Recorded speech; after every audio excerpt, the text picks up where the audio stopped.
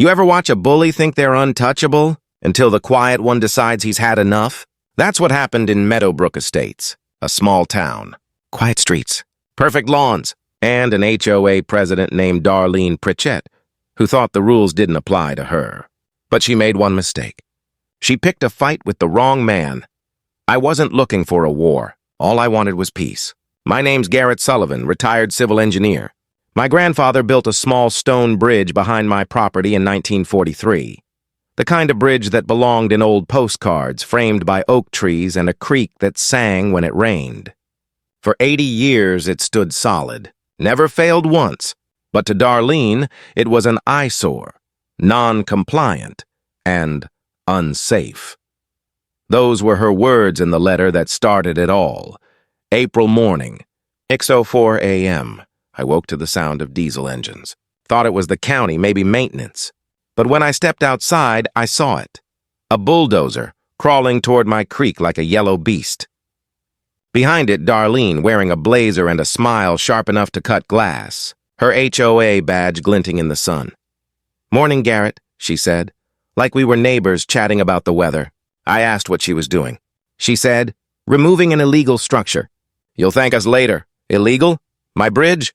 The one with the deed, the permits, the lineage?" I tried to show her the paperwork. She waved it off like I was handing her trash. Then the bulldozer lurched forward. By the time I could call the sheriff, the bridge, my grandfather's bridge, was rubble. 80 years of history gone in 40 minutes, and Darlene stood there filming it on her phone, laughing with her board members. That's the moment something in me snapped. The county called it a miscommunication. The HOA claimed public safety concerns, but I knew better. This wasn't about safety. It was about control.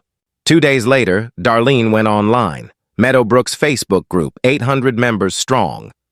She wrote, "Mr. Sullivan's structure was unsafe and non-permitted.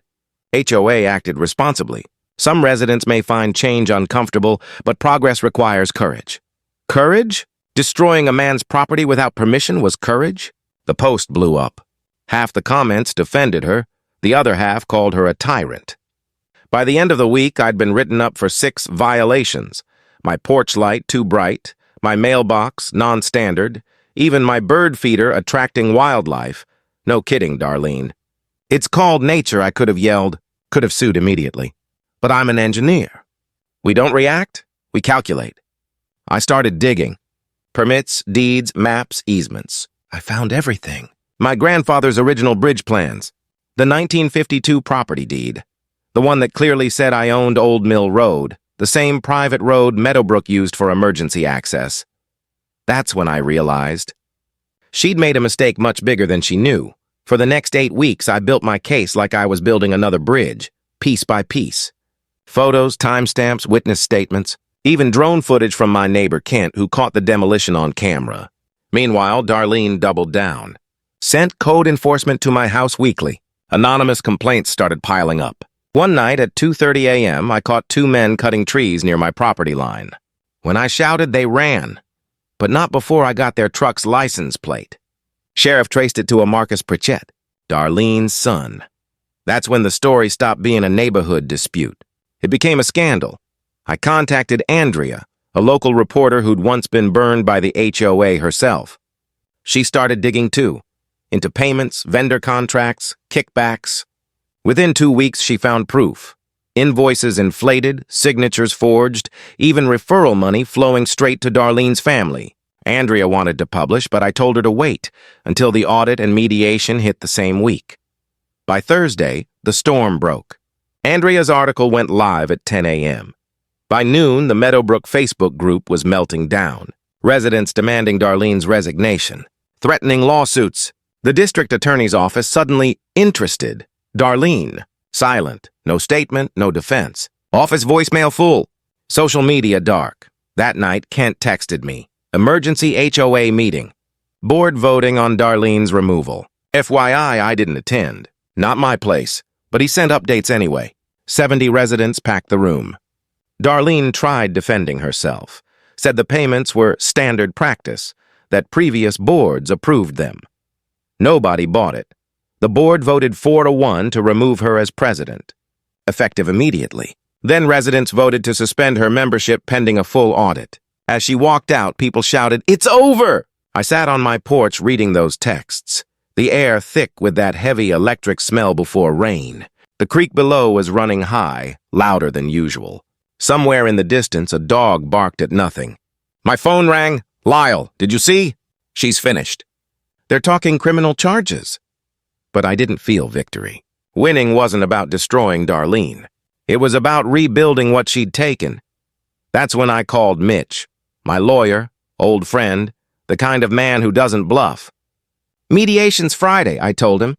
"I'm not going there to gloat. I'm going to get my bridge rebuilt and move on." He sighed. "You're more generous than she deserves, Garrett. But don't give away too much. She owes you everything." "I know," I said. "But my grandfather wouldn't want me to win by being cruel. He'd want me to win by being right." That Friday night, 7 p.m., Township Municipal Building. Packed beyond capacity. Fire marshal limit, 150. Actual count, over 200. Air thick with burnt coffee, nervous sweat, and that dusty smell only government buildings have. 3 TV crews, live stream rolling, 5,000 people watching. Mitch and I sat at one table. Across from us, Darlene and her lawyer. Kid looked fresh out of law school, probably the only one willing to take her case. Darlene looked smaller, quieter.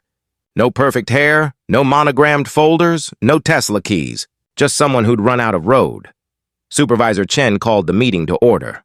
"This mediation addresses the dispute between Mr. Garrett Sullivan and the Meadowbrook Estates HOA," he said. "Mr. Sullivan, you may proceed." I didn't need notes. I'd lived every minute of it. Supervisors, neighbors, members of the media. "Thank you. I'll keep this simple." I clicked Mitch's laptop. First slide. A photo of my bridge, 80 years old, built by my grandfather.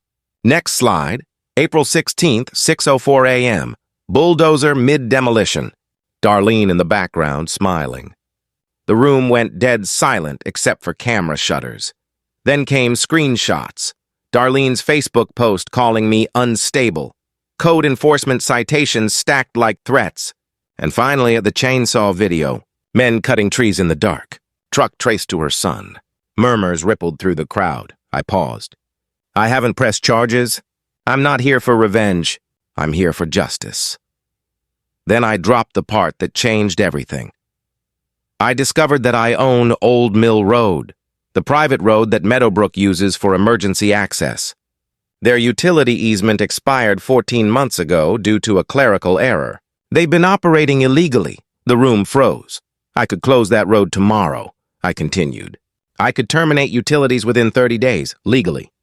But I won't, because innocent people shouldn't suffer for someone else's arrogance." Then I handed over my terms. Calm, precise, final. $78,000 in damages. Full reconstruction. Written apology published 2 weeks in the Gazette. New easement, $500 monthly for 20 years, plus emergency access rights. And every act of harassment stops. "You thought you could bulldoze a quiet engineer," I said, my voice steady. "You were half right. I didn't fight back, I fought smart. My grandfather spent 8 months building that bridge with his hands. You destroyed it in 40 minutes while laughing." I leaned forward. "So here's what happens. Meadowbrook accepts these terms, or I close Old Mill Road Monday morning." Last time, I gave the HOA 2 choices: rebuild my grandfather's bridge and make things right, or lose their road, their power, and their credibility. When you've spent months being pushed around, there's a strange calm that comes when you finally take control. That's where I was. Calm, clear, and ready. 15 minutes into the recess, I sat at the long oak table, fingers steady for the first time in weeks. Across the room, Darlene and her lawyer were huddled in a corner, whispering like their lives depended on it. Outside the windows, the parking lot was a blur of headlights. Residents who couldn't get seats inside were live streaming the hearing on their phones. You could feel it, that quiet hum before something irreversible happens. When the session resumed, it wasn't Darlene who spoke. It was Patterson, the interim HOA president, a nervous accountant who looked like he'd rather be anywhere else. He cleared his throat, holding a sheet of paper that trembled slightly in his hands. "Mr. Sullivan," he said, "the interim board has reviewed your terms. We accept all of them. Formal documents will be prepared by Monday." He paused, glanced toward Darlene, then back at me. "And on behalf of the community, I apologize. What happened to your bridge was wrong. What happened after was worse. We'll make it right." Supervisor Chen nodded. "Miss Pritchett, do you have anything to add?" Darlene stood slowly, face pale, eyes empty. For a moment, I thought maybe she'd apologize, or just once. Instead, she said quietly, "I acted in what I believed were the community's best interests. That was it. No remorse, no accountability, just the sound of a person trying to rewrite her own downfall." Chen's expression hardened. "The terms are accepted. This mediation is concluded." The room erupted, reporters shouting, residents swarming Patterson with questions, cameras flashing. I didn't move. I just watched Darlene. She walked toward the exit, and people stepped aside like she was radioactive. At the door, she turned and met my eyes one last time. I didn't gloat, didn't smile. I just looked back, calm, steady, finished. Outside, the night was cool and clean. The smell of cut grass from the township lawn carried in the breeze. Lyle was waiting by my truck, grinning like he'd just watched the underdog win the championship. "You did it, man! You actually did it!" Mitch clapped my shoulder. "Garrett, in 30 years of law, I've never seen someone dismantle an opponent that completely, without raising their voice." I looked up at the sky, stars sharp and clear. Milky Way faint but visible like spilled salt. "I didn't dismantle her," I said. "She dismantled herself. I just showed everyone the receipts." By the following Wednesday, the settlement was signed. $78,000 deposited into my account.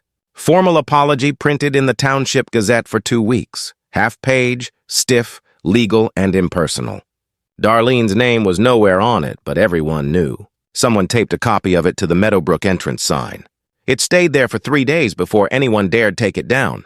Bridge reconstruction started in early June. I hired a local stonemason named Vernon, recommended by the Historical Society. Gray beard, heavy hands, eyes that understood silence better than words. He'd restored 3 covered bridges in the county, and when he saw the photos of mine, he just nodded. "All right," he said. "We'll bring it back. We used stones pulled straight from the creek, same as my grandfather had done, and fresh oak timbers milled from my property."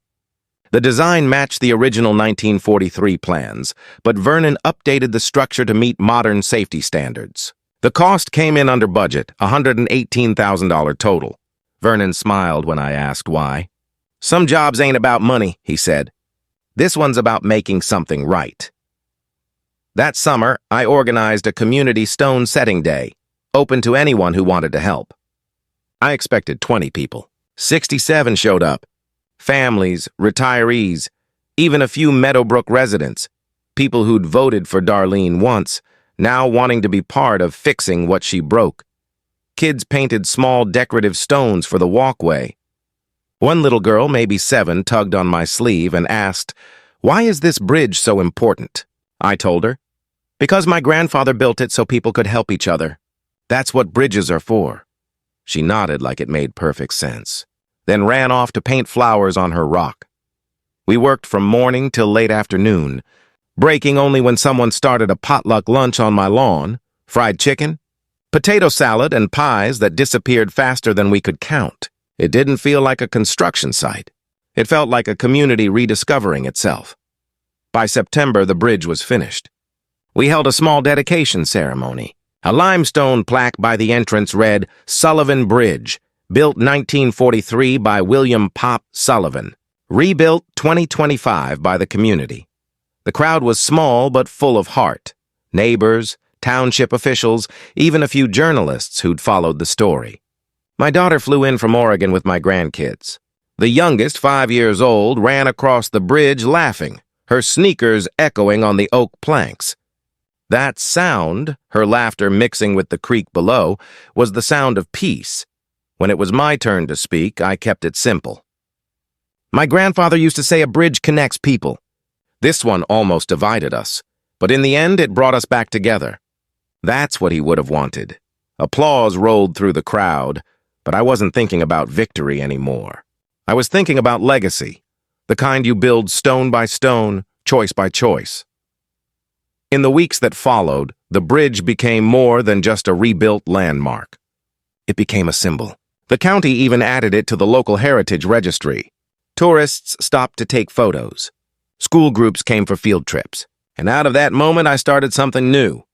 The Pop Sullivan Trade Scholarship, a $5,000 annual award for local high school graduates pursuing civil engineering, construction, or skilled trades. I funded it with $100,000, part settlement, part savings, locked into a perpetual trust. The first recipient, Kent's daughter, 17 years old, wanted to be a land surveyor. At the award ceremony, she told me, "My dad talks about integrity now, about standing up when things are wrong. Watching him help you gave me courage. That hit harder than I expected, because maybe the real victory wasn't rebuilding a bridge. It was rebuilding people." Meanwhile, Meadowbrook itself changed. The residents voted in a new HOA board. They rewrote the bylaws, added transparency rules, monthly financial reports, independent audits. For the first time in years, residents actually trusted their own leadership. One woman stopped me at the grocery store and said, "You saved us from worse corruption down the line." I told her I didn't save anyone. I just refused to let a bully win. The county even revamped its permit system after my case exposed how easily things slipped through cracks. Old Mill Road, the one I technically owned, got an official historical marker recognizing it as part of local heritage. And Darlene? She moved away 3 months after mediation. Sold her house at a loss. Last I heard, she was living somewhere in Arizona. I don't think about her much anymore. 6 months after the bridge dedication, I was on my porch again. Same spot where this all began. Cold March morning. Coffee steaming. The creek ran clear, orange and gold in the sunrise. My phone buzzed. A text from Patterson, Meadowbrook's new president. "Mr. Sullivan, spring potluck is Saturday. You're invited as guest of honor. No pressure. Just wanted you to know you're welcome." I smiled and typed back, "I'll bring potato salad." Then I walked down to the bridge. Ran my hand over the smooth stone rail, moss starting to grow in the mortar lines like it had been there forever. A pickup truck crossed. The driver waved. I waved back. This is what Pops meant when he said, "Build things that last." Not just in stone or wood, but in people, in trust. In the quiet strength of knowing that when someone tears something down, you can always choose to build it back better. The camera opens on a quiet suburban street. Drenched in early morning sunlight, a place where every mailbox matches, every lawn is trimmed to perfection, and every neighbor smiles just enough to hide their secrets. The hum of sprinklers, the distant bark of a dog, the faint echo of construction, everything feels ordinary. But beneath that calm rhythm, something rotten stirs in the heart of this planned paradise. The HOA board, once a symbol of community pride, has become a fortress of fear and control. And standing at its center like a queen defending her kingdom is Darlene Pritchett, the iron-handed HOA president whose smile is as sharp as her rules. She believes order is peace, that without her the neighborhood would collapse into chaos. But one man has decided to test that belief. Garrett Sullivan, a homeowner, father, and once proud community member, now finds himself on the receiving end of Darlene's wrath. It started with a letter, a warning about a non-compliant mailbox color. Then came fines. Then came public humiliation at HOA meetings. Garrett stayed quiet at first, watching, learning, documenting. But when his late wife's rose garden, her last living memory, was ordered to be removed for violating aesthetic policy, something inside him broke. That day, as he stood over the torn flowers with the sound of lawn mowers masking his trembling breath, Garrett made a silent promise. He would expose her. The camera pans up from his clenched fist to his eyes, not of rage but of resolve. From that moment on, the neighborhood that once felt like home turned into a battleground. Darlene, always watching from her office window, noticed his defiance. Her emails became colder, her voice at meetings sharper. Garrett was no longer just a rule breaker. He was a threat. What neither of them knew was that their quiet war would pull the entire neighborhood into a spiral of secrets, alliances, and betrayals. As dusk falls, Garrett stands on his porch, recording the meeting's live feed on his phone. In the glow of the streetlight, he whispers, "They built this place to keep us in line. Now, I'm going to show them what happens when you push someone too far." The tension thickens like humidity before a storm, the perfect calm before everything breaks. By midsummer, the HOA's perfect image begins to crack. Anonymous flyers start appearing on doorsteps, exposing inflated fines, secret spending, and favoritism within the board. Darlene calls it defamation. Garrett calls it justice. The homeowners are torn, some still loyal to Darlene, afraid of losing their privileges. Others quietly joining Garrett's side, tired of the hypocrisy. Police cars become a common sight near the clubhouse, their flashing lights cutting through the twilight. At the monthly HOA meeting, the atmosphere is electric. Neighbors whisper, cameras roll, and tension fills the air like smoke before a fire. Garrett walks in, not as a victim, but as a man with evidence. His calm voice contrasts the storm around him. "We elected you to protect this community, not to control it." Darlene's smirk fades for the first time. The board members exchange uneasy glances. Then chaos. Voices rise, accusations fly, and the once orderly meeting descends into shouting. The officers step in to separate them, but Darlene isn't done. She leans in close, her voice low and venomous. "You think you're the hero, Garrett? You're just another man who doesn't follow the rules." That night, Garrett's power goes out. His emails vanish. His HOA account is locked. But instead of fear, he feels clarity. With help from a few neighbors, a retired officer, a local journalist, and even a former board member, he begins compiling a full dossier of the HOA's corruption. Late-night drives, hidden cameras, audio recordings, the truth takes shape like pieces of a puzzle. Meanwhile, Darlene starts losing control.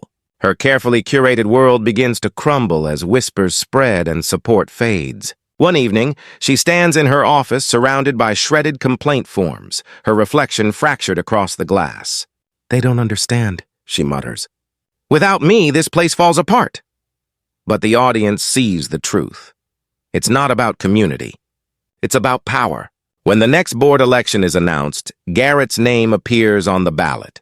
The neighborhood holds its breath. The stage is set, not for democracy, but for confrontation. Election day arrives under gray skies. The community center is crowded, reporters waiting, residents whispering.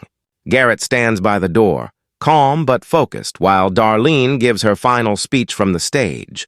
Polished, confident, rehearsed. She promises restoration of order. He promises the end of fear. The votes are cast. The room silent as the results are read. The screen flickers. Garrett Sullivan, 63%. Darlene Pritchett, 37%. Gasps fill the room. Darlene stands frozen, her clipboard slipping from her hands. For the first time in years, the queen has lost her crown. But Garrett doesn't celebrate. He simply steps to the microphone and says, "This neighborhood deserves better. No more fear. No more silence." The crowd erupts, some cheering, others leaving in anger. Outside, the rain begins to fall. Days later, the camera pans through the neighborhood, fences repaired, flowers replanted, children playing again. But something darker lingers in the air. In the final scene, Garrett walks down the same street where it all began, stopping by the old garden.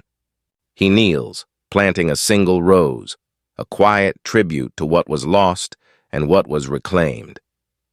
In the distance, through the fogged window of an SUV, Darlene watches. Her eyes are cold, unreadable. A faint smile forms, not of defeat, but of unfinished business. The screen fades to black with the words, "In every perfect neighborhood, someone always breaks the rules."